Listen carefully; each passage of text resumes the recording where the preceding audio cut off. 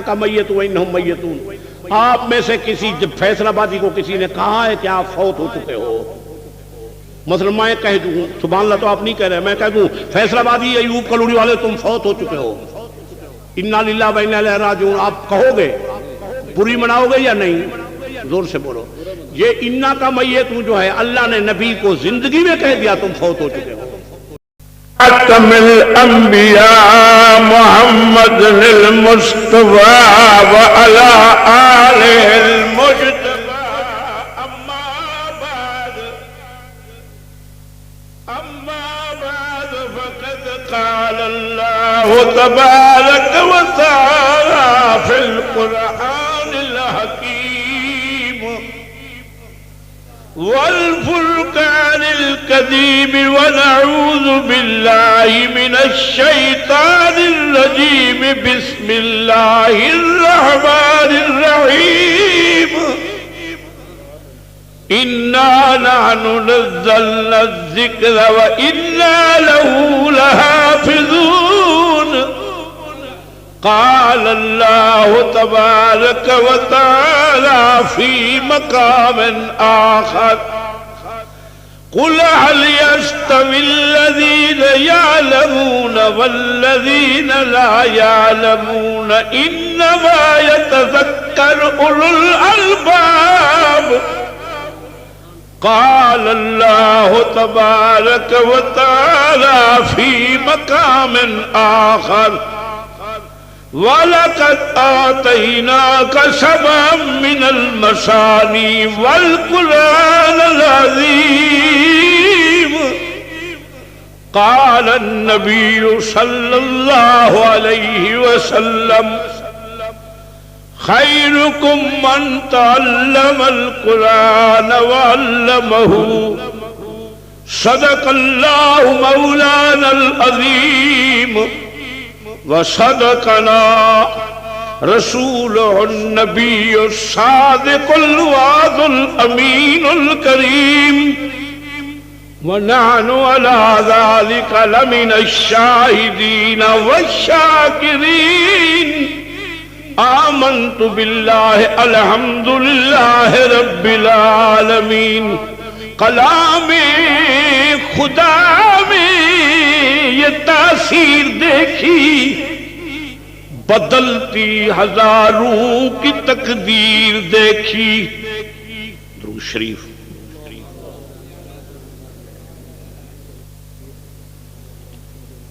عزت مآب فضیبہ فضیلت مآب معزز علماء کرام سامعین النظام، میرے برادر صغیر قاری محمد عبدالصمد صاحب نے بڑے عرصے بعد مجھے بلایا اور میں بڑے عرصے بعد حاضر ہوا۔ مجھے یہاں محسوس ہو رہا ہے کہ گورستان کے قریب جو گلی ہے تو ان پر گورستان کا اثر پڑتا ہے، جیسے مردے نہیں بولتے، ایوب کالوڑی والے نہیں بولتے۔ خدا ان کو مرنے کے بعد بھی زندگی عطا فرمائے، جو زندہ ہے وہ بولیں، جو مر چکے ہیں گورستان پہنچ چکے ہیں وہ نہ بولیں۔ سبحان اللہ انہی نے کہنا ہے جن کو اللہ نے سبحان اللہ کی توفیق بھی دی ہے، ان کی زبان کا کرایہ بھی نہیں لیا جاتا، بل بھی نہیں آتا۔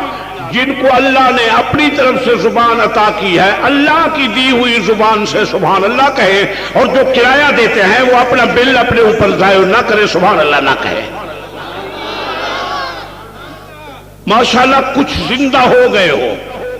آپ کو پتا ہے کہ میں قبر کے بعد بھی زندگی کا قائل ہوں۔ میں کہتا ہوں مومن بھی زندہ ہے، کافر بھی زندہ ہے۔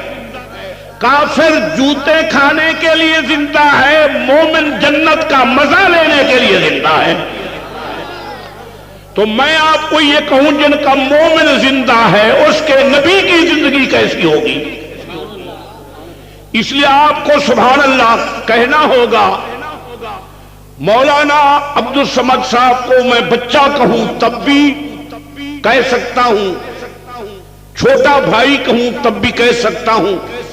میری ان کے بڑے بھائی شہید عبدالمجید رحمت اللہ علیہ سے بڑی دوستی تھی۔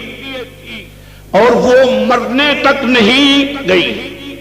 اگر آپ یہ چاہیں تو میں آپ کو قرآن کی سیر کراؤں، زور سے نہ کہیں پرچہ ہو جائے گا۔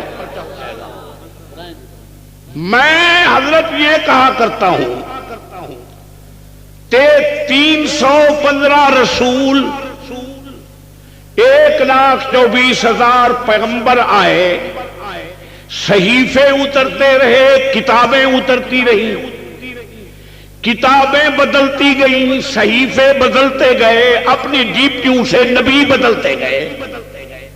جن نبیوں پر کتابوں کا نزول ہوا ان کو کتابیں لے جانے کے لیے اللہ بلوایا کرتے تھے اور وہ جایا کرتے تھے۔ وہ کتابیں تحریر شدہ دی جاتی رہی۔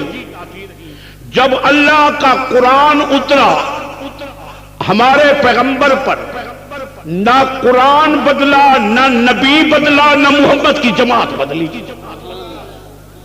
تورات تبدیل ہو چکی، انجیل تبدیل ہو چکی، زبور تبدیل ہو چکی، قرآن تبدیل نہ ہوا۔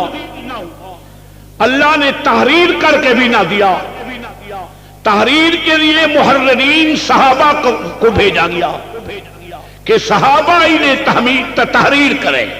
خدا کو نبی کی ذات پر بھی اعتماد تھا، محمد کی جماعت پر بھی۔ زور سے نہیں بول رہے آپ، محمد علیہ السلام کی جماعت پر بھی اعتماد تھا۔ صحابہ کرام رضوان اللہ علیہم اجمعین جب حضور کے مدرسے میں داخل ہوئے، لوگ کہا کرتے ہیں مولانا کہ صدیق اکبر نے سب سے پہلے نبوت کی تائید کی، تو میں کہا کرتا ہوں کہ صدیق نے تو بچپن سے لے کر بڑھاپے تک کبھی تردید تو کی نہیں، اس سے تو انکار ثابت ہی نہیں۔ وہ تو 4 برس کی عمر میں تھے، ماں کے شکم میں تھے، تو ماں کی کمر نہیں جھکتی تھی جب وہ بتوں کے سامنے جاتی۔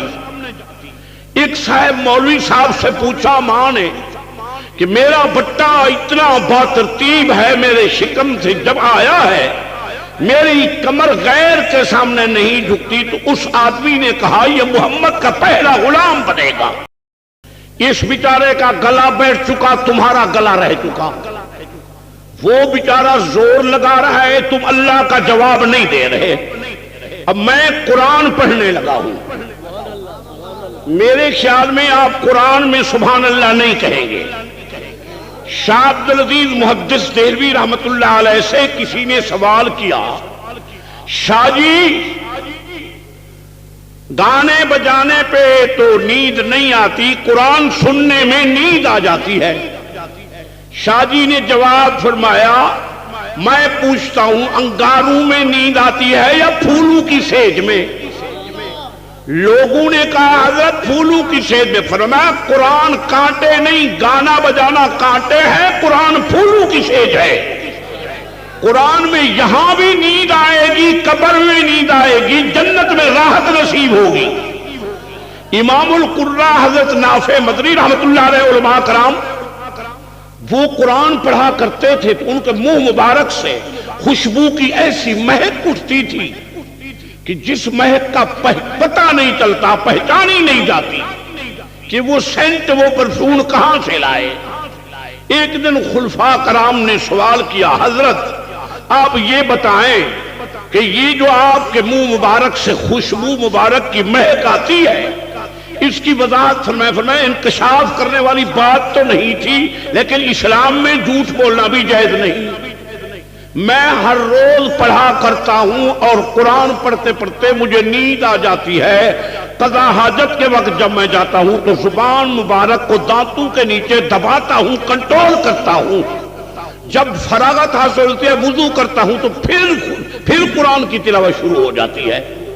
اور راتوں میں سے کوئی ایسی رات نہیں کہ کملی والے کا دیدار نہ ہو۔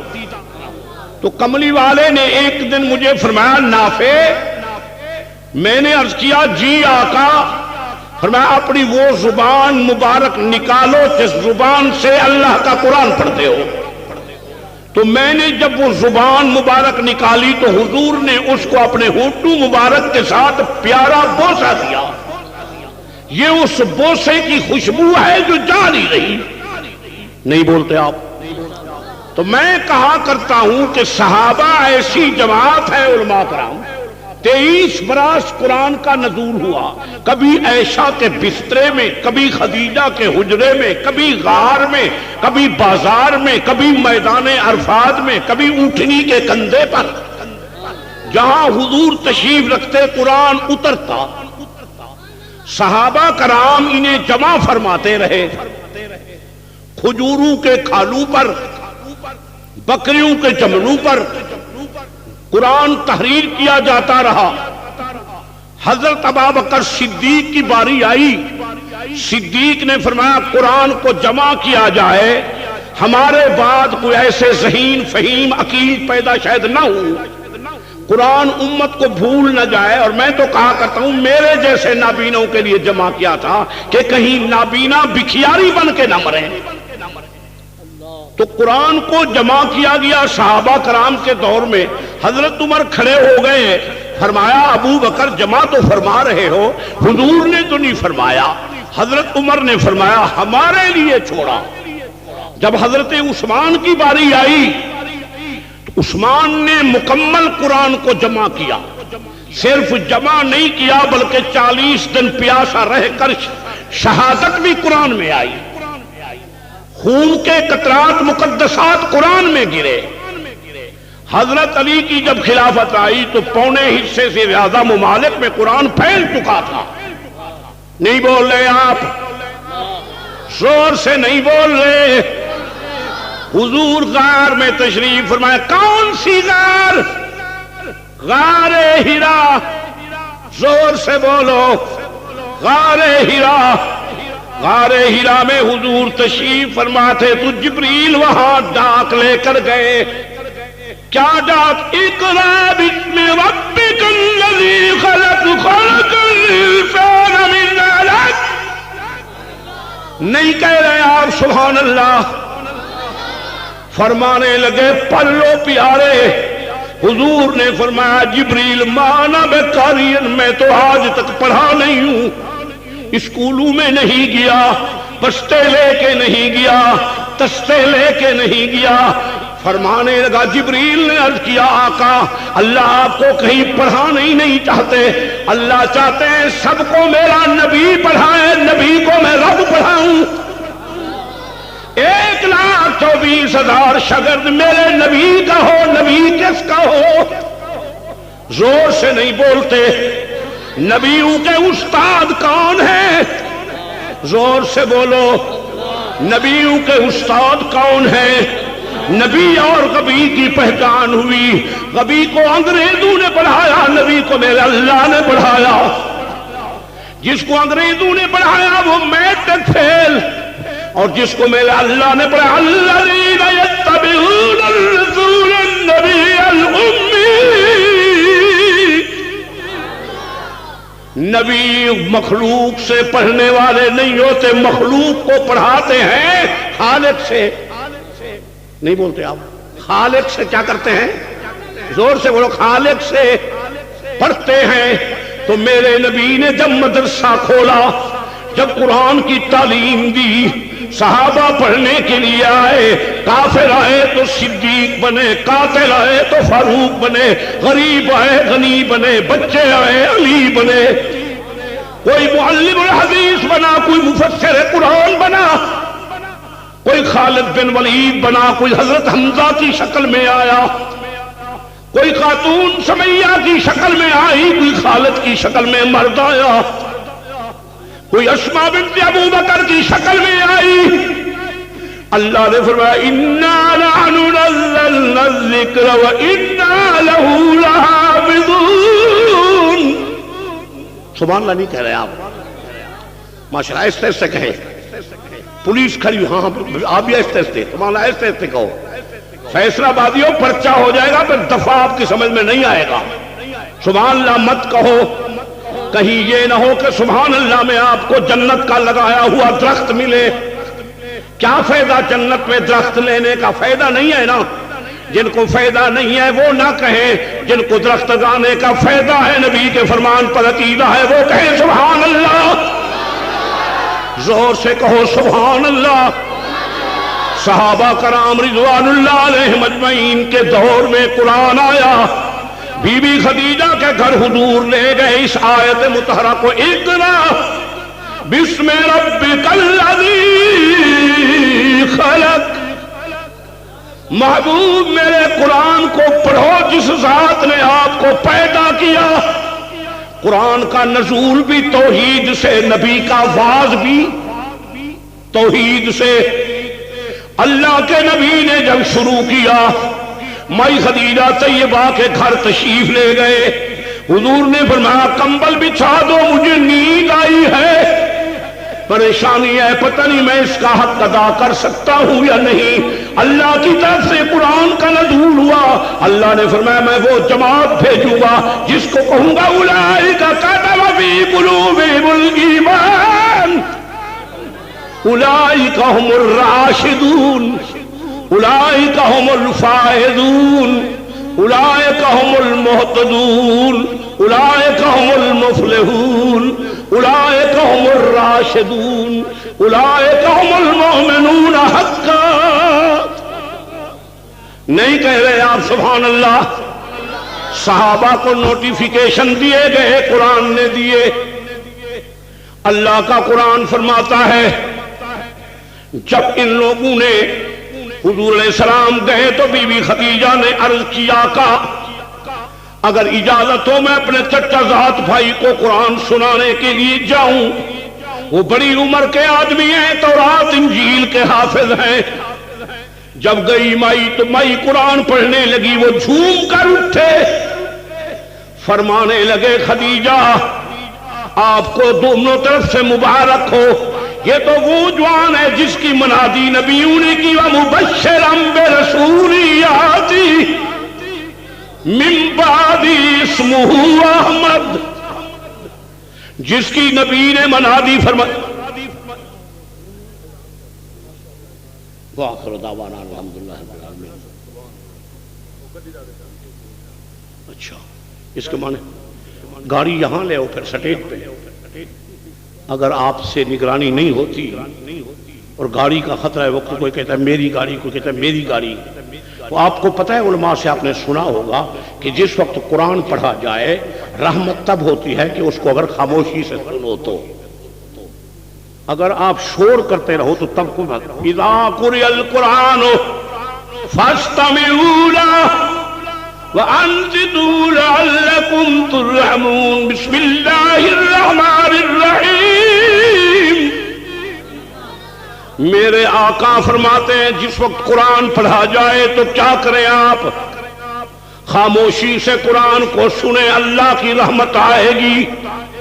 شاہ عبدالعزیز محدث دہلوی کے دور میں ایک یہودی نے مثالہ لگایا تورات انجیل کو، مثالہ لگا کے مقابلے میں آیا۔ مقابلے میں آنے کے بعد مسلمانوں کو کہا آؤ لے آؤ قرآن، اگر تمہارا سچا ہے تو آگ میں پھینکوں، آگ جلاؤں اور آگ میں پھینکوں۔ مسلمان گھبرا گئے، پتہ نہیں ہوتا کیا ہے، یہ چھوڑتا نہیں۔ محدث سے وقت تشریف لائے، فرمانے لگے 1 منٹ کا مقابلہ ہے، اختتام پذیر تک پہنچ جائے گا۔ آئے تو فرمانے لگے یہودی کے بچے کیا کہتے ہو؟ اس نے کہا میں حضرت یہ کہتا ہوں کہ اگر آپ کا قرآن سچا ہے تو اسے آگ جلتی ہوئی میں پھینک دے، ہماری تورات بھی پھینک دے۔ شاہ جی نے فرمایا ایک مسئلہ ہے۔ کیا؟ فرمانے لگے ایک تم کہتے ہو کتابوں کو پھینک دوں، میں کہتا ہوں چھاتیوں کے ساتھ کتابیں لگا کے تم اور میں چھلانگ مار کے چلیں آگ میں۔ اگر آپ سچے ہوئے تو بچ جاؤ گے، جھوٹے ہوئے تو جل جاؤ گے۔ میرا تو عقیدہ ہے چھاتی تو چھاتی ہے، قرآن کو تو جہنم کی، قرآن کے مجاوروں کو آگ بھی نہیں جلاتی۔ قرآن تو وہ کتاب ہے کہ قرآن پڑھنے والوں کی مٹی مبارک سے، قبر سے خوشبو کی مہک آتی ہے۔ وہ کون جوان تھے دنیا میں؟ ایک احمد علی لاہوری، ایک امام بخاری، جن کی مزارات مقدسات میں خوشبو آئی۔ تو اب میں کہتا ہوں قرآن آپ کہاں سے آئے ہو؟ اگر کوئی آپ کو نہ پڑھے تو پھر آپ کی حفاظت کیسے ہوگی؟ اسمبلی میں کوئی نہ لائے تو حفاظت کیسے ہوگی؟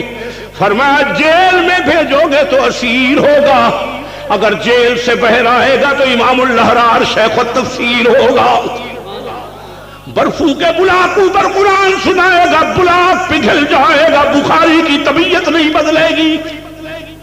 نہیں بولتے آپ، نہیں بولتے آپ۔ حسین احمد مدنی کے نیچے آگ بچھا دی جائے گی، گھسیٹ کر لے جائے گا، بدن کو جلانا برداشت کریں گے، قرآن کی توہین برداشت نہیں کریں گے۔ علماء کرام میں کہتا ہوں اسمبلی میں قرآن آنا چاہیے یا نہیں؟ زور سے بولو، اسمبلی میں قرآن آنا چاہیے یا نہیں؟ ایوان قرآن کے ساتھ منور ہوں یا نہیں؟ جو چاہتے ہیں قرآن کا نظام آئے، خلفائے راشدین کا نظام آئے، وہ ہاتھ اٹھائیں اور لکھوائیں، ایستے ایستے نعرہ لگائیں، زور سے نعرہ لگاؤ گے تو گرفتار کیے جاؤ گے۔ ہم کہتے ہیں قرآن کا نظام آئے، اللہ کے رسول کا نظام آئے، حضرات خلفائے راشدین رضوان اللہ کا نظام آئے، اور جو ہی فیصلہ ہوا مرزائیوں کے خلاف، جو فیصلہ ہوا تو جمعیت علماء اسلام کی نگرانی میں ہوا، مفتی محمود کی قیادت تھی، تو فیصلہ کیا ہوا کہ مرزائی کون ہے؟ کوئی کہتے آپ مرزائی نواز تو نہیں ہو، کون ہے مرزائی؟ زور سے بولو، کون ہے؟ کون ہے؟ اور جو مرزائیوں کو کافر نہ کہے وہ کون ہے؟ زور سے بولو، وہ کون ہے؟ جو مرزائیوں کو کافر نہ مانے نہ کہے وہ بھی، زور سے بولو، وہ بھی۔ سانپ اور بچھو سے صلح ہو سکتی ہے، نبی کے دشمنوں سے ہماری صلح زور سے بولو نہیں ہو سکتی۔ ہم تو اب بھی مطالبہ کرتے ہیں کلیدی عہدوں سے ان کو برطرف کیا جائے، ان کو حقوقوں سے ختم کیا جائے جو مسلمانوں کو حقوق دیے جاتے ہیں۔ میں نے ایک مربی سے کہا، مولوی صاحب، وہ آیا مناظرے کے لیے، تو میں نے کہا مولوی صاحب کس لیے آئے ہو؟ کہنے لگا قادیانی خلیفہ ہیں، نبی ہیں۔ تو میں نے کہا ایک بات مانو، یا وہ ذلی بروزی نبی ہیں یا خلیفہ ہیں؟ کہنے لگا دونوں باتیں برحق ہیں۔ میں نے کہا ایک بات میری ہے، آج دعا کرتے ہیں کہ جہاں تمہارا نبی مرا تمہیں قبر نصیب ہو، وہاں کا دفن نصیب ہو، جہاں میرا نبی وفات فرمائی مجھے وہاں کا کفن دفن نصیب ہو۔ تو میں نے کہا دعا کریں 15 دن میں فیصلہ ہو، آپ مریں تو قادیان میں دفن ہو، میں مروں تو مدینہ طیبہ میں دفن ہو۔ میں نے کہا اگر آپ لوگ اپنے آپ کو سچا سمجھتے ہو تو گھبراتے کیوں ہو؟ یہ گھبراہٹ کہیں ہے، کون سی ہے؟ میرے نبی جہاں دنیا سے آرام فرما ہے، وفات طیبات کے ساتھ حضور روض اقدس میں جلوہ افروز ہیں، زور سے نہیں بولتے، حضور حیات النبی ہیں، یہاں کا پڑا ہوا درود حضور تک پہنچتا ہے، وہاں کا درود حضور سنتے ہیں، اہل ایمان کو جواب بھی ملتا ہے، نہیں بولتے آپ؟ تو میں نے کہا مجھے مکہ مدینے کی موت قبول ہے، آپ کو قبول ہے یا نہیں؟ زور سے بولو۔ تو میں نے کہا مرزا صاحب اگر آپ کے سچے نبی ہیں تو پھر آپ یہ کہیں کہ جس طرح مرزے کا حشر ہوا ہو اسی طرح میں نے کہا تمہارا حشر بھی ہو، ٹھیک ہے؟ تو میں نے کہا بات یہ ہے کہ میں دعا کرتا ہوں، زور سے بولو، میں دعا کرتا ہوں کہ اللہ تعالیٰ میرا دفن کفن وہاں نصیب فرمائے جہاں کیا ہے میرے آقا تشریف فرمائے، زور سے بولو، وہاں کا میرا کفن دفن نصیب ہو، وہاں کا میرا کفن دفن نصیب ہو، اور مرزائیوں کا حشر اسی طرح ہو جس سے قادیانی کا ہوا ہو۔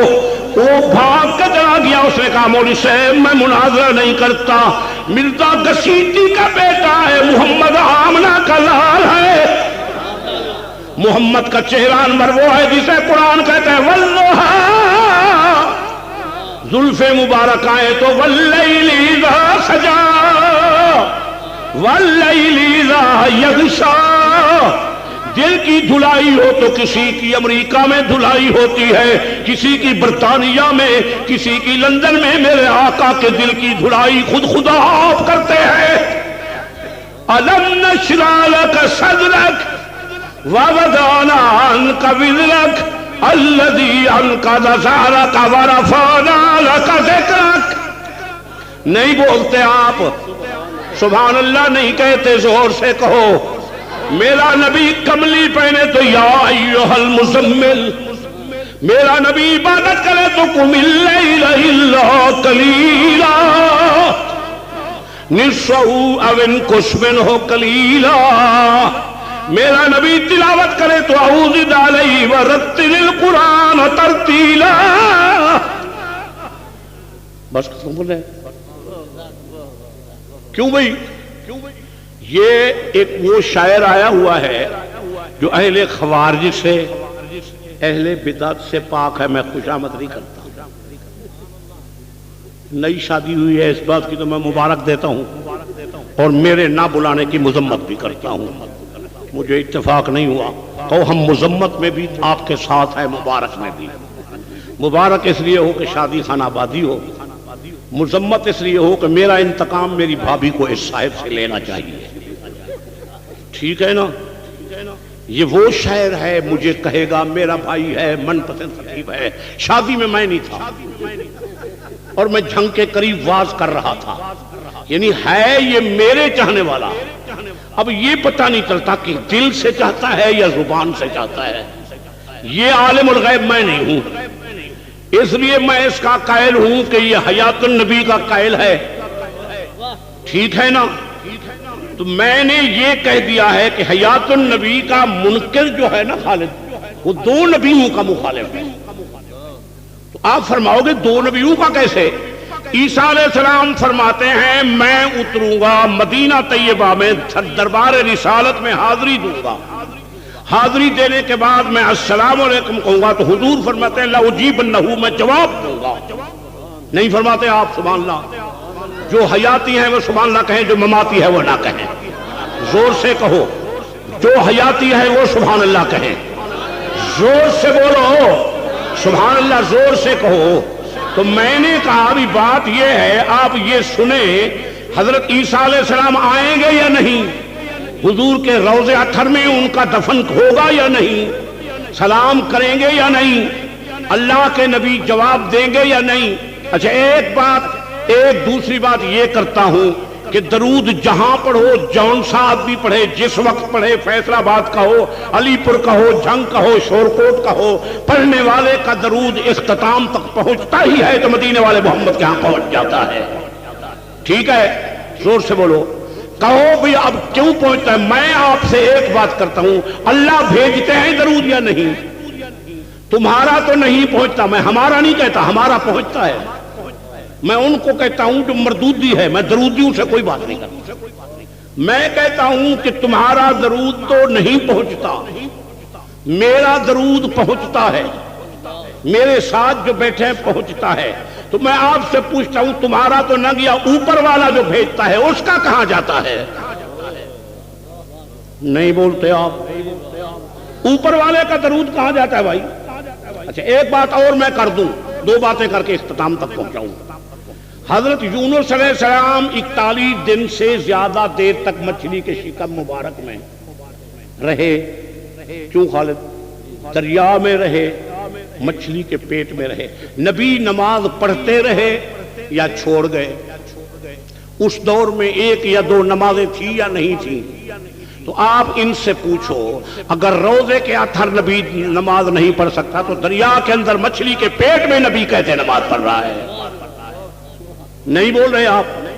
مچھلی کے پیٹ میں خدا نماز پڑھا سکتا ہے تو موسیٰ علیہ السلام کو کھڑا ہو کر نماز کی حالت میں محمد عربی کو دکھا سکتا ہے۔